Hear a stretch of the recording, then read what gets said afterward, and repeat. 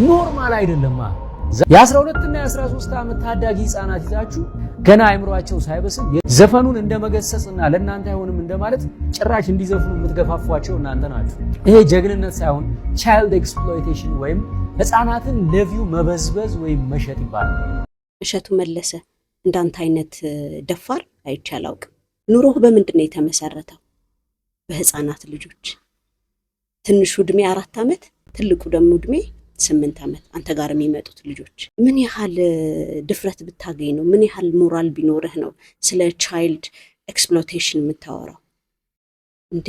ቋሚ እኮ ሚዲያ እኮ አለ። ድንቅ ልጆች ብለህ ልጆችን ትመዘብራለህ፣ ትበዘብዛለህ። አልፈህ ተርፈህ የምትጠይቃቸው ጥያቄዎች ሜካፕ ትቀቢያለሽ ወይ? ቦይፍሬንድ አለሽ? መቼ ማግባት ትፈልጊያለሽ? አልኮል ትጠጫለሽ ወይ? መቼ አቆምሽ አልኮል? ጠላ ነው አረቄ ነው የምትወጂ እያልክ በተደጋጋሚ የምትጠይቀው አንተ ነህ። እንዴት ያለህ ደፋር ነህ በል።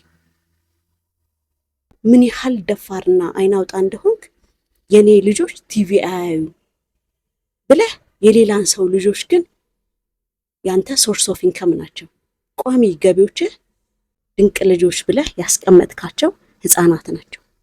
አታፍርም? እንዴት አይነት ሞራል ቢኖርክ ነው?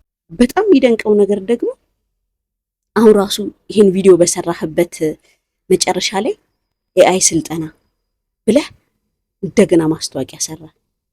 ምንም ነገር አንተ ገንዘብ ነው የምታደርገው። አትዳፈር። ደግሞ ማን ሆነህ ነው አንተ ፈራጅ ሆንከው? እስቲ ሰከን በል። ገባህ? የሚጠይቅ ስለሌለ ነው እንጂ አንተ ነበርክ መጀመሪያ ጄል መውረድ የነበረብህ። ተረጋጋ። መጀመሪያ ራስህን ፈትሽ።